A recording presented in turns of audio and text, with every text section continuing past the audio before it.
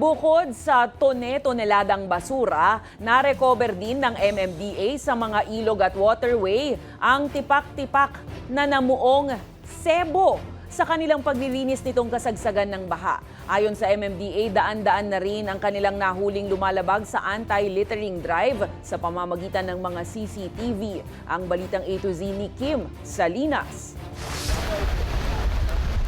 Lubog sa baha, lubog pa sa basura. Iyan ang sitwasyon sa maraming bahagi ng Metro Manila, dulot ng mga bagyo at habagat.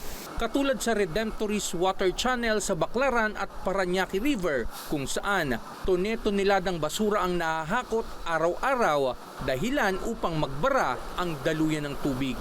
Tapos nung drenage namin yung Villanueva Creek, nagulat kami sa mga nadedredge namin. Kama, sopa, refrigerator.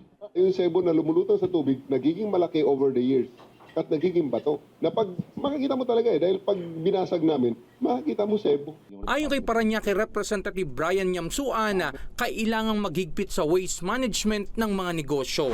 Yung ating mga business permits na binibigay sa mga business establishment, kailangan ma-ensure natin doon sa mga safety officers natin na ma-review yung mga grease traps na mga negosyo. Ayon pa kay Metro Manila Development Authority General Manager Nicolas Torre III, kailangan ayusin ang mga trash trap sa mga ilog.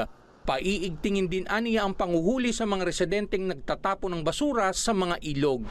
Siguro mga naka-hundreds na rin kami, baka naka-200 na rin kami. Kasi ang marami talagang huli natin, yung mga tao natin, yung mismo mga environmental police, pinapipili naman sila kasi kung either they contest it, they pay 500 or they do community service. Ayon kay Torre, ginagamit na ang mga CCTV katulad ng no-contact apprehension system para paigtingin ang anti-littering drive sa mga ilog at waterway. Para sa Balitang A to Z, Kim Salinas.